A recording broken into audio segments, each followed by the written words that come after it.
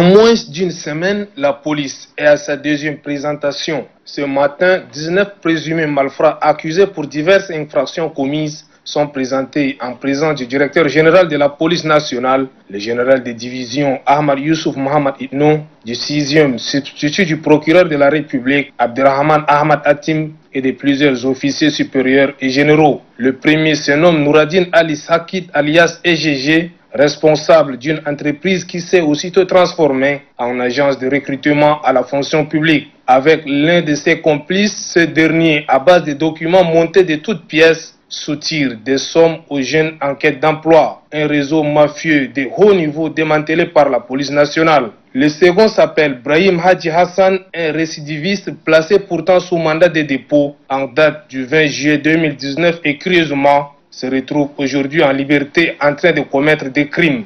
Fatima Seyid est une voleuse d'un bébé de 3 mois répondant au nom de Abbas Tidjani. Le bébé, lui, est volé à Karal dans la province de Hadjar Lamis. Grâce aux investigations menées par la police, ce nouveau-né pourra de nouveau sentir la chaleur de sa maman, très impatiente. Ce n'est pas tout. Un autre fauteur de troubles bien connu du service de police et de justice se trouve également parmi les présumés malfrats. Son nom est Haroun Abakar Abdallah, condamné à plusieurs reprises pour des infractions commises. Pour le cas de figure, il a été intercepté ce dimanche 12 juillet 2020 aux environs de 10 heures avec un véhicule de marque Toyota volé devant l'église numéro 12. Ce dernier n'est pas surtout inquiété puisque l'homme n'est pas à sa première arrestation. Les autres sont soit des brigands qui se font passer pour des sentinelles ou qui utilisent différentes stratégies pour commettre leur forfait. Pour le porte-parole de la police, Paul Manga, la vigilance doit être de mise et appelle la population à une étroite collaboration. Une fois de plus, nous lançons un appel à la population pour qu'elle nous fournisse les informations nécessaires, qu'elle puisse dénoncer les malfrats qui pullulent dans nos carrés, nos quartiers et arrondissements, et surtout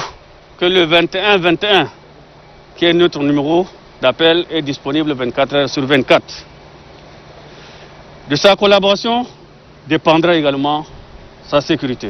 Ces différentes personnes interpellées seront mises à la disposition du parquet, représenté ici par l'un des substituts, pour la procédure à suivre. Comment les personnes arrêtées et confiées à la justice se retrouvent à nouveau libres sans autant purger leur peine? La question a été posée au 6e substitut du procureur de la République, Abderrahman Ahmad Hatim. Ce dernier, avec un air sérieux, rassure que le droit sera dit et que seule une enquête permettra à la justice d'être située sur les cas des récidivistes. Je suis convaincu que la police nationale est en train de mener à bien la politique pénale du gouvernement, définie par le chef de l'État, le président du Conseil supérieur de la magistrature, le maréchal Idriss Déby Itno.